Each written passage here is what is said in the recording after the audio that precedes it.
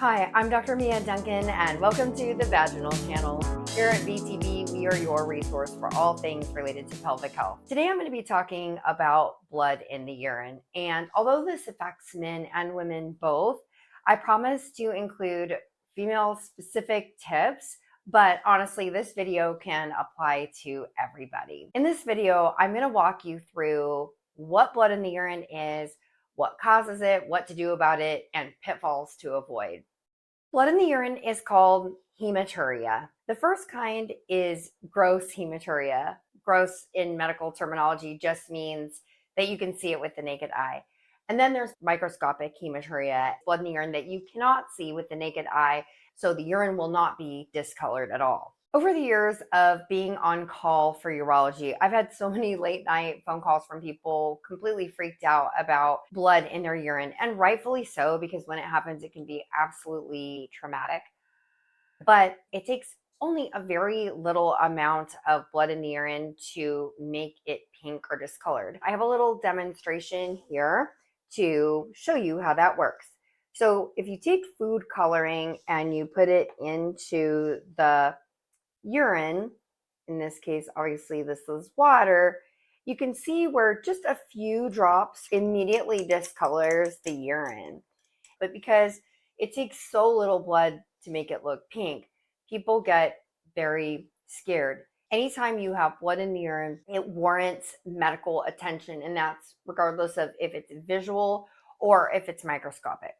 Blood in the urine can occur with urinary tract infections or things like kidney stones. If you do have blood in the urine from one of those conditions, we want to make absolutely sure that we know that it is from those conditions. Example, if you have a urinary infection and you see a bunch of blood in the urine, then after you've had antibiotics for the urinary infection, a follow-up urinalysis is often ordered to make sure that the blood in the urine has cleared. And then there is blood in the urine for no apparent reason.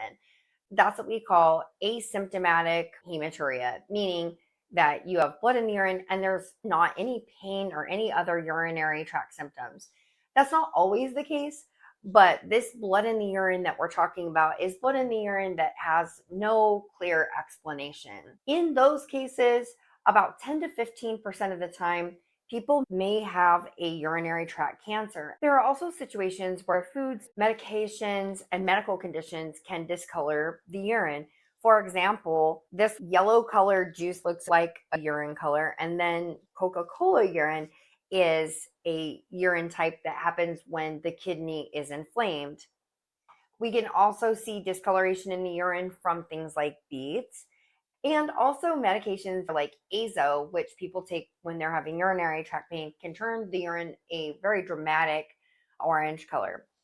True blood in the urine is going to have a very clear pink tone to it, and it can range from really light pink or light red, like cranberry juice, on up to very dark red like Kool-Aid. Sometimes if the blood is older, it can look rusty or like a Merlot wine. I know, kind of gross to compare it to all these enjoyable liquids that we drink, but these are visuals that I've used over the years to help people understand, is this new blood? Is this old blood? How much is it? Should I be worried? Now let's talk about microscopic blood in the urine. Microscopic blood in the urine, called microhematuria, is a little bit trickier. Here's why. Well, obviously you can't see it. Secondly, the tests that actually look at microscopic blood in the urine have some limitations. Specifically, the Dipstick test, which is commonly used to assess for blood in the urine, is something that you dip into the urine and then it turns a certain color on this little pad here, which is the one that tells you if you have blood in your urine. The problem with these little pads is that the reagents or the chemicals on each of these pads can be inaccurate. Specifically, the test for blood using this dipstick I've just shown you is so sensitive that a lot of the people that get told they have blood in the urine actually have false positives from this little stick right here. It lights up positive when it's not really positive. And so there is a secondary test that must be ordered after a positive test on the dipstick. And that test is called a microscopic exam. That's where the urine is spun down, and using a combination of automated methods and a human being that looks at the urine literally under a microscope. They tell you how many red blood cells that you have per high-powered field. And the cutoff for normal is 3 red blood cells per high-powered field. If you have any kind of blood in the urine at that level or visual blood without a very clear explanation, then that should prompt a urologic evaluation. So how do you work blood in the urine? Simple. You do imaging of the kidneys. This can be ultrasound, MRI, or CAT scan, and you do a test called cystoscopy to look in the bladder.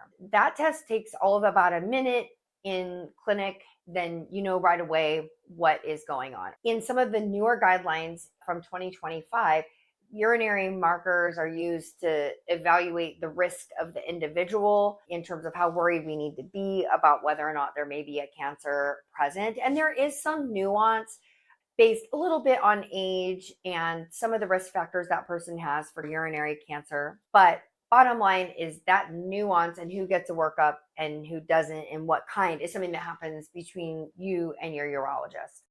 Before I finish the video today, I want to review just a couple of pitfalls briefly. First, one myth is that being on aspirin and blood thinners is enough to explain blood in the urine. And that is actually not true. Another misconception is that dehydration causes blood in the urine. And that's also not true. It may cause your urine to look darker, but it shouldn't cause your urine to be pink or red. All right, women, I'm looking at you on this one. For women who no longer have a period, you may think, oh, I have blood in my urine.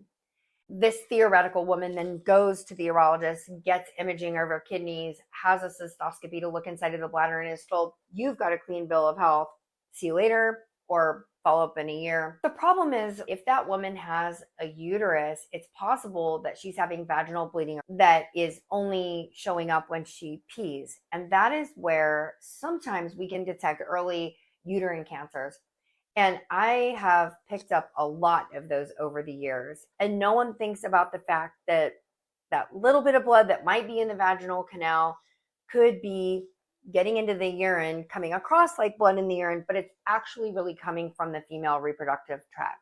The bottom line is any blood in the urine deserves attention. It should never be minimized, no matter how small.